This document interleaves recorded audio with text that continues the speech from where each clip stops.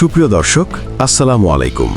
অনুসন্ধানী টাইম সংবাদে যুক্ত হওয়ার জন্য আপনাকে অসংখ্য ধন্যবাদ জানিয়ে দিচ্ছি আমাদের হাতে থাকা সর্বশেষ আপডেট।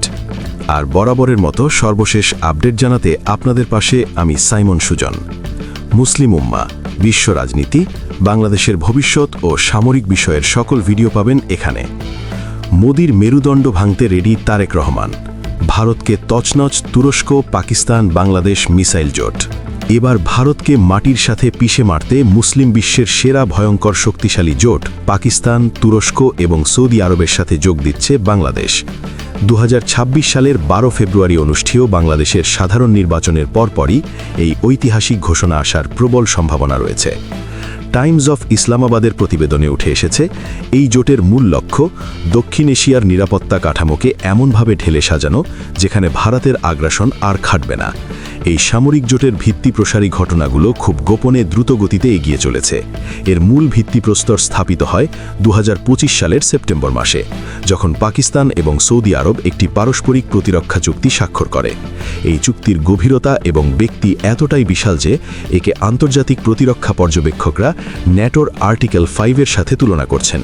চুক্তির মূল শর্তই হল পাকিস্তান বা সৌদি আরব এই দুই দেশের যে কোনো একটির উপর যদি কোনো তৃতীয় দেশ হামলা চালায়, তবে তা উভয় দেশের উপর হামলা হিসেবে গণ্য হবে এবং দুই দেশ মিলে সেই শত্রুর মোকাবেলা করবে।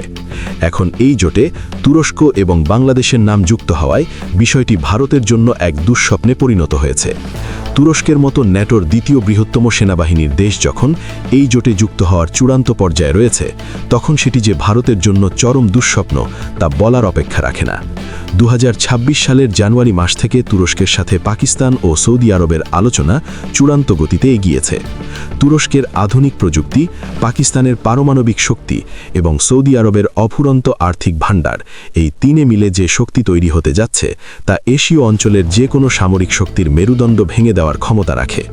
2024 সালে বাংলাদেশের সরকার পরিবর্তনের পর থেকে ঢাকার পররাষ্ট্রনীতিতে যে আমূল পরিবর্তন এসেছে তার সবচেয়ে বড় প্রমাণ ইসলামাবাদের সাথে ঢাকার বর্তমান সম্পর্ক। গত কয়েক মাসে ঢাকা ও ইসলামাবাদের মধ্যে উচ্চ পর্যায়ের সামরিক বৈঠকগুলো প্রমাণ করে বাংলাদেশ আর ভারতের উপর নির্ভরশীল থাকতে রাজি নয়, বরং বাংলাদেশ এখন নিজের সামরিক সক্ষমতাকে এমন এক পর্যায়ে নিয়ে যেতে চাইছে যেখানে প্রতিবেশী দেশটির যে কোনো উস্কানির কড়া জবাব দেওয়া সম্ভব হয়। টাইমস অফ ইসলামাবাদের সূত্র মতে বাংলাদেশ সেনাবাহিনী এই সৌদি পাকিস্তান মডেলের আদলে একটি প্রতিরক্ষা চুক্তি করতে প্রবল আগ্রহ দেখিয়েছে। খসড়া তৈরির কাজও অনেক দূরে গিয়েছে, যা 12 ফেব্রুয়ারি নির্বাচনের পর নতুন সরকার ক্ষমতায় এলেই আলোর মুখ দেখবে বলে ধারণা করা হচ্ছে। বিষয়টি ভারতের জন্য কেন আতঙ্কের তা বুঝতে এই জোটের সামরিক সরঞ্জামের দিকে নজর দিতে হবে। পাকিস্তান ইতোমধ্যেই বাংলাদেশকে তাদের গর্বের যুদ্ধবিমান JF-17 থান্ডার সরবরাহের প্রস্তাব দিয়েছে। 2026 সালের জানুয়ারিতে বাংলাদেশ বিমান বাহিনীর প্রধান যখন পাকিস্তান সফর করেন, তখন এই যুদ্ধবিমান কেনা নিয়ে বিস্তারিত আলোচনা হয়।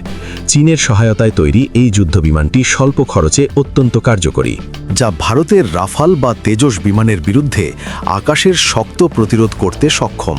শুধু তাই নয়, পাকিস্তান তাদের সুপার মোশাক প্রশিক্ষণ বিমান দ্রুততম সময়ে বাংলাদেশকে সরবরাহের প্রতিশ্রুতি দিয়েছে। আকাশপথে সক্ষমতা বৃদ্ধি ভারতের পূর্বাঞ্চলীয় সীমান্তে নিরাপত্তায় বড় ধরনের ফাটল ধরাতে পারে। পাকিস্তান এবং বাংলাদেশের মধ্যেই সামরিক মাখামাখি কেবল অস্ত্র কেনাবেচার মধ্যেই আটকে নেই, এর ব্যাপ্তি ছড়িয়ে পড়েছে গোয়েন্দা তথ্য আদান প্রদান এবং যৌথ সামরিক মহড়া পর্যন্ত।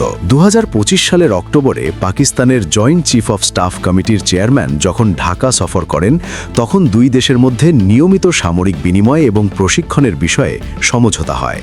এর অর্থ হল পাকিস্তান সেনাবাহিনীর দীর্ঘদিনের যুদ্ধের অভিজ্ঞতা এবং তাদের ট্যাকটিক্যাল দক্ষতা এখন সরাসরি বাংলাদেশ সেনাবাহিনীর হাতে পৌঁছাবে। ভারতের জন্য এর চেয়ে ভয়ের খবর আর কিছু হতে পারে না, কারণ দুই সীমান্তের প্রতিবেশী দেশ যদি একই সামরিক ভাষায় কথা বলে এবং একই ধরনের ট্যাকটিক্স ব্যবহার করে, তবে ভারতের চিকেন স্নেক করিডর চরম ঝুঁকির মুখে পড়বে। তুরস্কের এই জোটে অংশগ্রহণ পরিস্থিতিকে আরও জটিল করে তুলেছে। তুরস্কের সামরিক ড্রোন ইতোমধ্যেই বিশ্বজুড়ে যুদ্ধের মোড় ঘুরিয়ে দেওয়ার জন্য বিখ্যাত। তুরস্ক যদি এই জোটের অংশ হিসেবে বাংলাদেশকে প্রযুক্তিগত সহায়তা দেয় এবং নৌজাহাজ নির্মাণে সহযোগিতা করে, তবে বঙ্গোপসাগরে ভারতের একাধিপত্য খর্ব হতে বাধ্য। তুর্কি প্রযুক্তির সাথে সৌদি অর্থায়ন যুক্ত হলে বাংলাদেশ সেনাবাহিনী তাদের ফোর্সেস 2030 অর্জনে এমন এক গতি পাবে যা গত এক দশকে সম্ভব হয়নি। ভৌগোলিক দিক থেকে বাংলাদেশ, পাকিস্তান, তুরস্ক এবং সৌদি আরবের এই মিলন মেলা ভারতের জন্য 4 দিক থেকে অবরুদ্ধ হওয়ার মতো পরিস্থিতি তৈরি করছে। সৌদি আরবের সাথে পাকিস্তানের পারমাণবিক শক্তি সুরক্ষা এবং তুরস্কের প্রযুক্তিগত সমর্থন, এই ত্রিভুজ যখন বাংলাদেশের মাটিতে তাদের প্রভাব বিস্তার করবে, তখন দক্ষিণ এশিয়ার ক্ষমতার ভারসাম্য সম্পূর্ণ বদলে যাবে। আন্তর্জাতিক গণমাধ্যমগুলোর মতে এটি মুসলিম বিশ্বের প্রধান শক্তিগুলোর মধ্যে এক নজিরবিহীন নিরাপত্তা সমন্বয় হতে যাচ্ছে। এতদিন ভারত যে ছোট ছোট প্রতিবেশী দেশগুলোকে চাপে রেখে নিজেদের স্বার্থ হাসিল করত, এই জোট সেই সুযোগটি পুরোপুরি বন্ধ করে দেবে। 2024 সালের আগস্টে বাংলাদেশের শেখ হাসিনা সরকার পলানোর পর থেকেই এই নতুন মেরুকরণ দৃশ্যমান হতে শুরু করে। আগের সরকারের আমলে ভারতের সাথে যে একপাক্ষিক সম্পর্ক ছিল তা ভেঙে দিয়ে বর্তমান অন্তর্বর্তীকালীন প্রশাসন এবং সামরিক নেতৃত্ব বহুমুখী সম্পর্কের দিকে ঝুঁকছে। পাকিস্তানের সামরিক নেতৃত্বের ঘন ঘন ঢাকা সফর এবং দুই দেশের মধ্যে উষ্ণ সম্পর্ক সেই বার্তাই দিচ্ছে। কূটনৈতিক সূত্রগুলো নিশ্চিত করেছে এই প্রতিরক্ষা চুক্তির খসড়া চূড়ান্ত করার জন্য দুই দেশ একটি যৌথ মেকানিজম বা কর্মপদ্ধতি তৈরি করেছে, অর্থাৎ নির্বাচনের পর কেবল আনুষ্ঠানিক স্বাক্ষরের অপেক্ষা। এই জোটের আরেকটি গুরুত্বপূর্ণ দিক হল সন্ত্রাসবাদ মোকাবেলায় যৌথ অপারেশন। পাকিস্তান এবং তুরস্কের দীর্ঘদিনের অভিজ্ঞতা রয়েছে কাউন্টার টেরোরিজম অপারেশনে। বাংলাদেশ যদি এই অভিজ্ঞতার অংশীদার হয়, তবে তা দেশের অভ্যন্তরীণ নিরাপত্তার পাশাপাশি সীমান্ত নিরাপত্তাকেও মজবুত করবে। তবে এর আড়ালে যে বড় বার্তাটি লুকিয়ে আছে তা হল প্রয়োজনে বড় কোনো সংঘাতের সময় এই দেশগুলো একে অপরের পাশে দাঁড়াবে। সৌদি পাকিস্তান চুক্তির সেই ধারাটি একজনের ওপর হামলা মানে সবার ওপর হামলা যদি বাংলাদেশের ক্ষেত্রেও প্রযোজ্য হয়, তবে ভবিষ্যতে বাংলাদেশের দিকে চোখ তুলে তাকানোর আগে যে কোনো প্রতিবেশীকে 100 বার ভাবতে হবে, কারণ তখন তাকে কেবল বাংলাদেশের সাথে নয়, বরং পাকিস্তান, তুরস্ক এবং সৌদি আরবের মতো শক্তির সাথেও পরোক্ষভাবে লড়তে হবে। ভারতের প্রতিরক্ষা দপ্তরের মাথা ব্যথার আরেকটি কারণ হল এই জোটের সম্ভাব্য বিস্তৃতি। খবর রয়েছে আরও অন্তত 8টি দেশ পাকিস্তানের সাথে এই ধরনের প্রতিরক্ষা ব্যবস্থায় যুক্ত হতে আগ্রহ প্রকাশ করেছে। যদি এই বলয় আরও বড় হয়, তবে ভারত এই অঞ্চলে কার্যত একা হয়ে পড়বে। এতদিন নয়াদিল্লির নেবারহুড ফার্স্ট পলিসির কথা বললেও বাস্তবে তারা প্রতিবেশীদের ওপর খবরদারি চালিয়েছে। এখন সেই প্রতিবেশীরা যখন শক্তিশালী মিত্র খুঁজে পাচ্ছে, তখন ভারতের ভয়ের কারণ হয়ে দাঁড়াচ্ছে তাদের নিজেদের নিরাপত্তা। বিশেষ করে সৌদি আরবের মতো প্রভাবশালী দেশ যখন এই জোটের পৃষ্ঠপোষক, তখন ভারতের পক্ষে কূটনৈতিক চাপ দিয়েও এই জোট ভাঙা প্রায় অসম্ভব।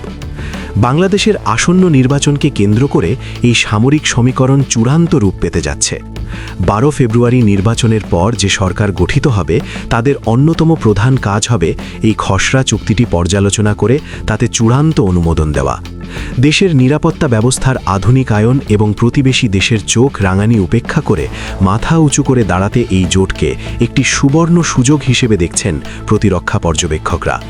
যদিও ঐতিহাসিক কিছু প্রেক্ষাপট এবং রাজনৈতিক সংবেদনশীলতা রয়েছে, কিন্তু জাতীয় স্বার্থ এবং সার্বভৌমত্ব রক্ষার প্রশ্নে এই জোট বাংলাদেশের জন্য একটি গেম চেঞ্জার হতে পারে। সুপ্রিয় বন্ধুগণ, আপনার মূল্যবান মতামত জানিয়ে দিন আমাদের কমেন্ট বক্সে। সেই সাথে আমাদের চ্যানেল সাবস্ক্রাইব করতে মোটেও ভুলবেন না, যাতে এমন সব গুরুত্বপূর্ণ বিশ্লেষণ আপনার কাছে পৌঁছতে পারে। Thanks for watching my video. আল্লাহ হাফেজ।